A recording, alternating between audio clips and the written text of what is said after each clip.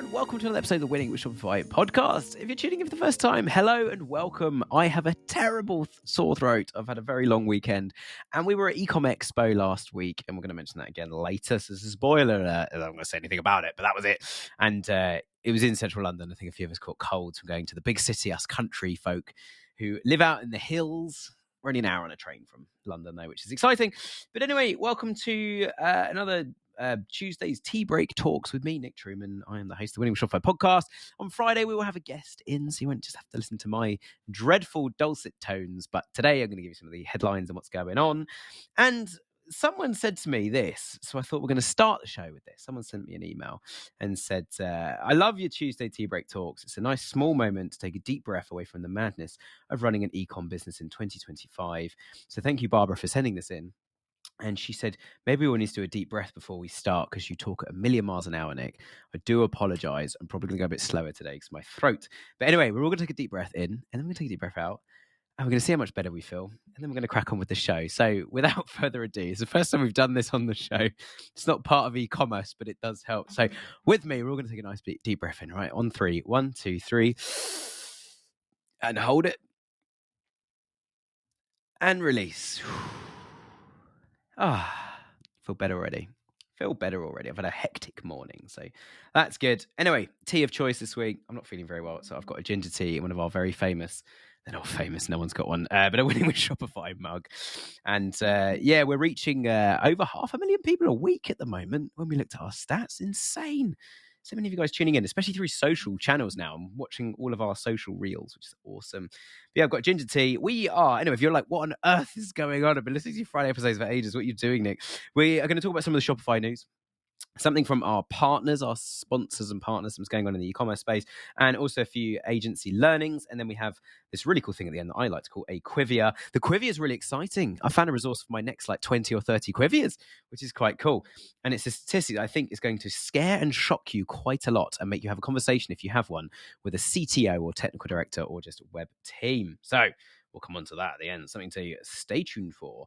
Quote of the week. I got 3 quotes. 2 have been sent in to us, and 1 is from me. Well, I say from me. My FD keeps reminding me of this, which we'll come on to in a minute. The first quote of the week is, every morning you have 2 choices. Continue to sleep, which was very tempting this morning, so I'm not feeling great.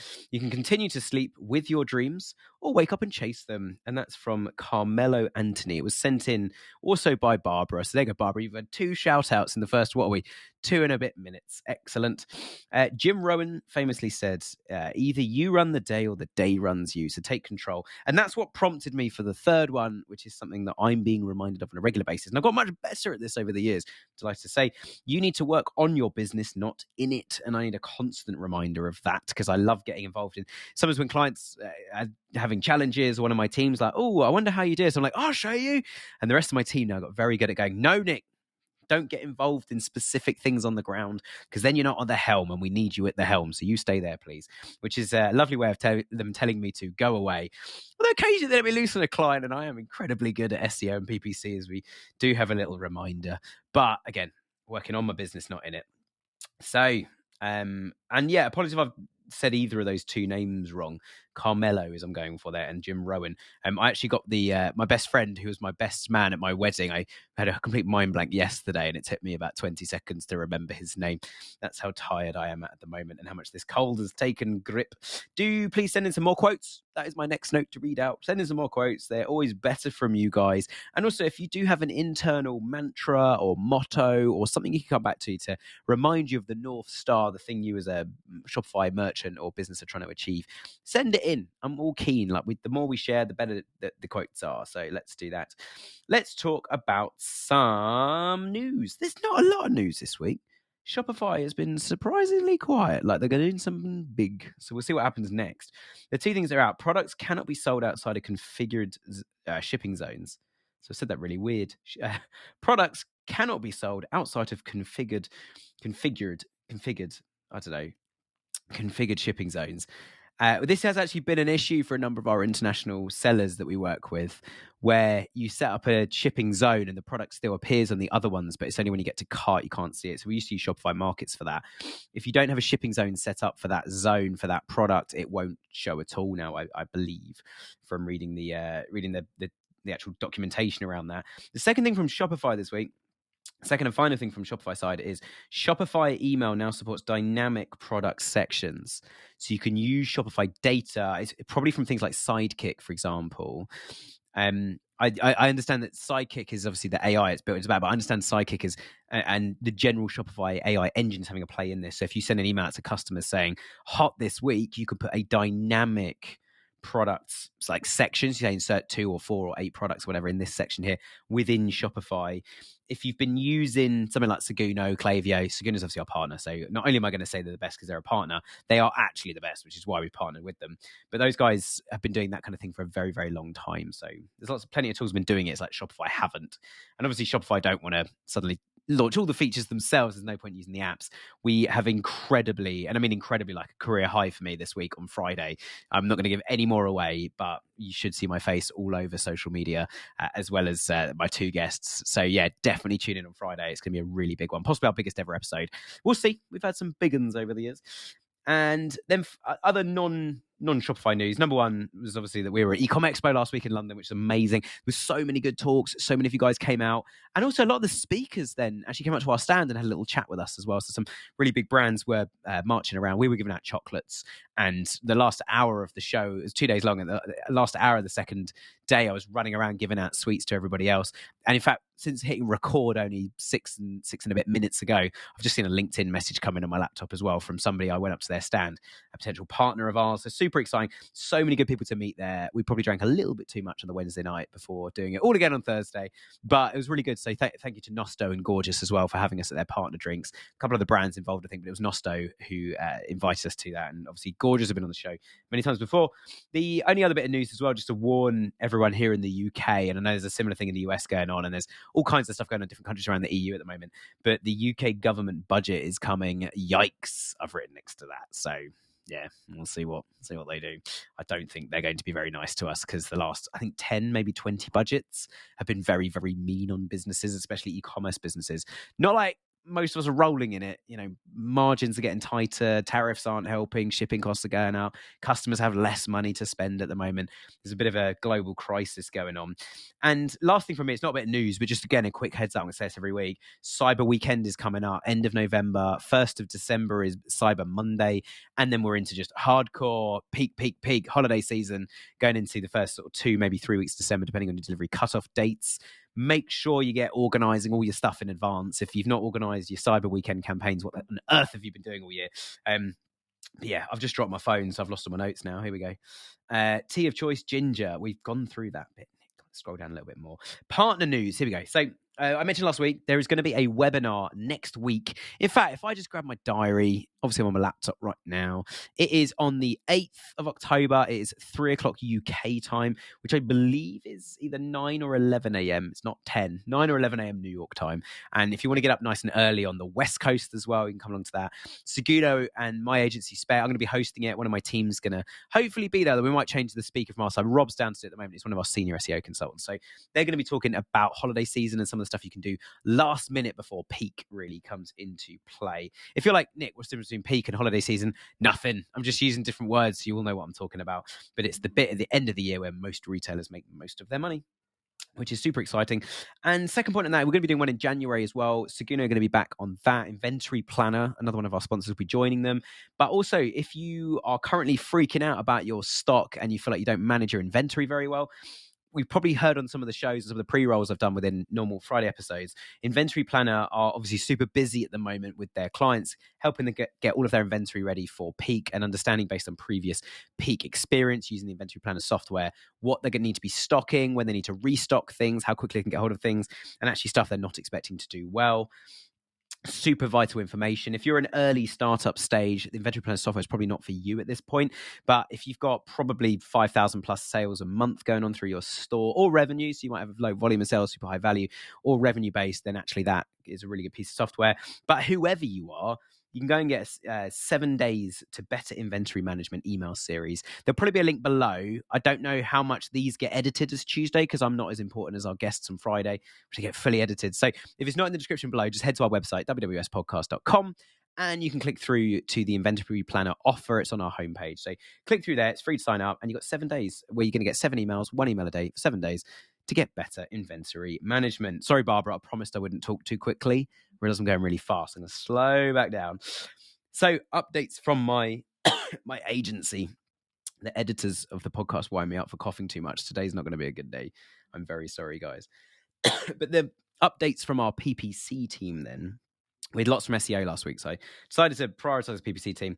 The first one is, if you're using Google Performance Max, you may or may not now have access without an agency like us managing it for you. You might now have it, because it was only released in beta to us, you may now have access to a thing called Channel Breakdown that's still in beta.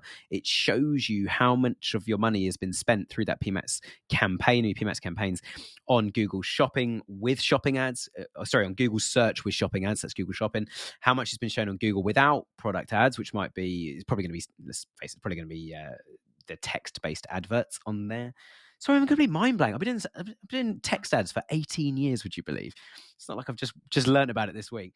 But make sure you go and check out that channel breakdown, because it'll show you what you're spending on YouTube display and Gmail and all the other channels. So actually, where PMAX is supposed to do full funnel, it will show you how much of it's doing just on Google Shopping, how much doing on other channels. But most importantly, if it's spending money across lots of channels and it's only converting on text ads, or it's only converting on shopping, you might want to get rid of your PMAX campaign and just do search and text ads, and also only do shopping campaigns.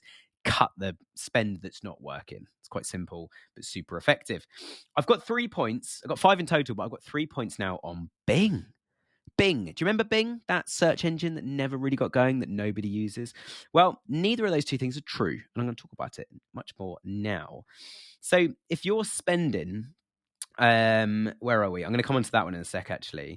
But if you're spending over 10 grand a month, that's probably a good place to go on your Google campaigns or on all of your PPC. So you're spending over 10,000 a month, and you're not using Bing, give us a call. Because we can get you a voucher that gives you a 5x free voucher for what you spend on Bing. There are a couple of caps on that, but we can basically test out that offer on a PMAX campaign, and then we get a 5x again for search campaigns, those text ad campaigns. So if you want to try Bing and see what it can do, give us a ring and we'll give it a test for you.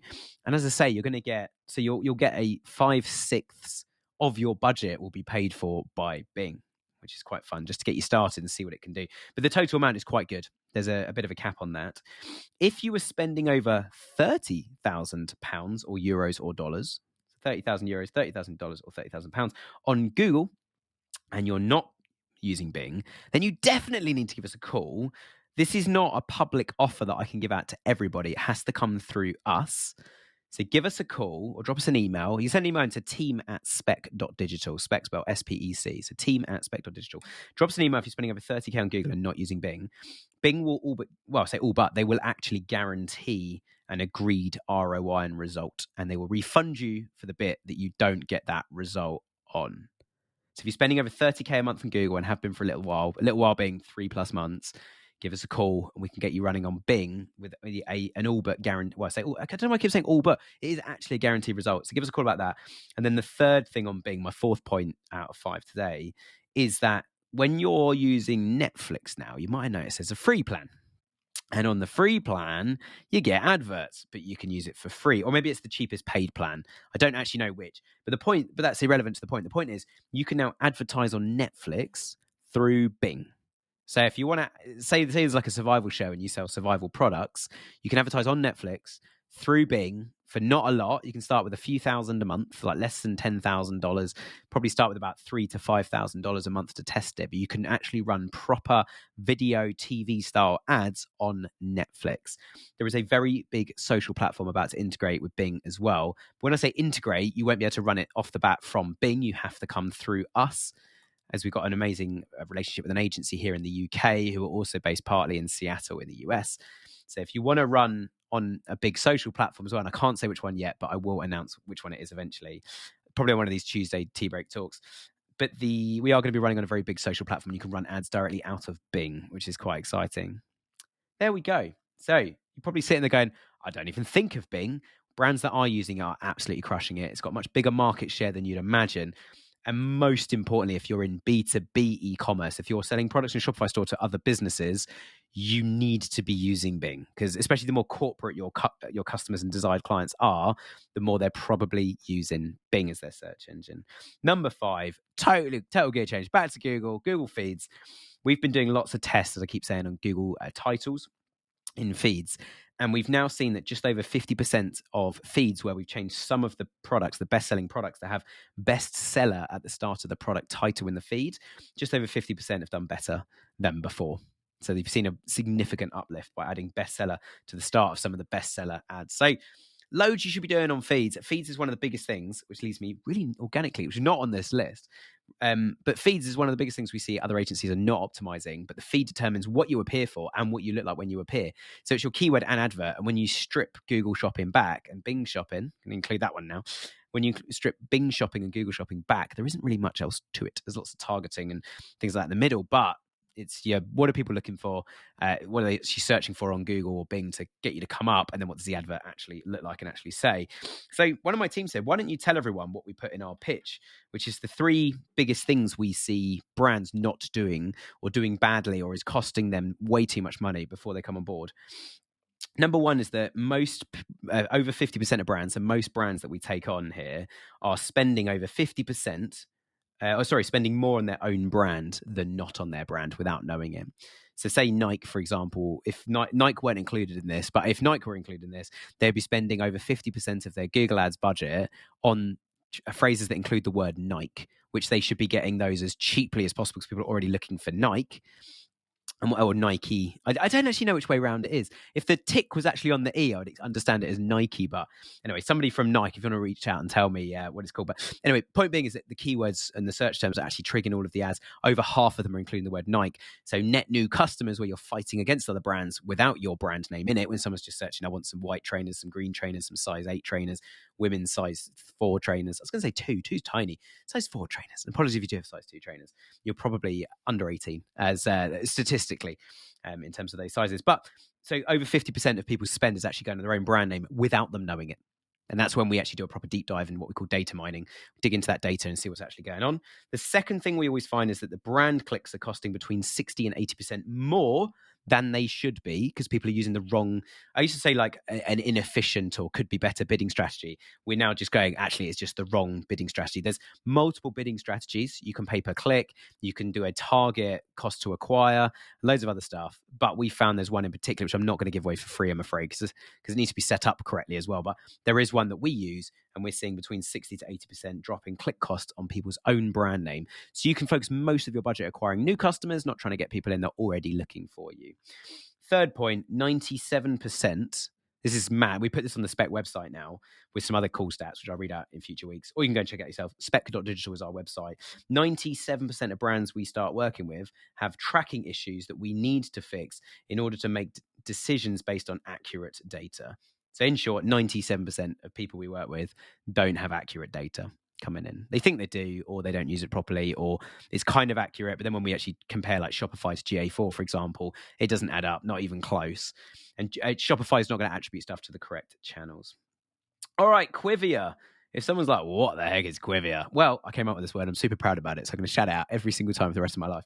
It is a question about a piece of trivia. How exciting. You could just call it trivia, but Quivia sounded way cooler. And I came up with it live on the show as well when we were recording. So I've read a report from DHL.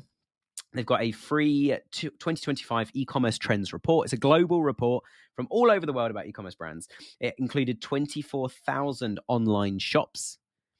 24,000 online shoppers, so consumers from 24 global markets, which basically 24 countries, but a couple of them, it's arguable. You could argue they're not a country or a geographic location or a principality or something, but this is basically 24 global markets, they're calling it. And this is one thing, I've only got about 8 pages in so far, trying to absorb all this information. I only found it this morning, and I record these on Monday afternoon, so it's Monday, 29th September right now. This one really shocked me. What percentage of millennials, so you can Google what the millennial range is, so what percentage of millennials shop using a retailer's mobile app? So what percentage of millennials shop using a retailer's mobile app? I'm going to have a quick sip of tea, and I doubt anyone's going to get this. If you get this right, email me, and please be honest. I wouldn't have got even close to this. ginger tea. You know when it's just cool enough to drink? I think I said that last week as well. Apologies. I'm getting old. Anyway, the answer then, so what percentage of millennials shop using a retailer's mobile app is 83%.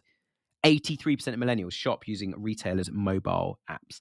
So if you haven't got an app, it's actually quite easy to get an app set up if you've got a Shopify store. So highly recommend it. The only thing is, everything I just said about the 97% of people not tracking their data properly, that goes out the window. Like, it's so hard to track. If someone lands on your website and then they open your app, or the app opens automatically, it's so hard to attribute that journey across. So some homework to do there.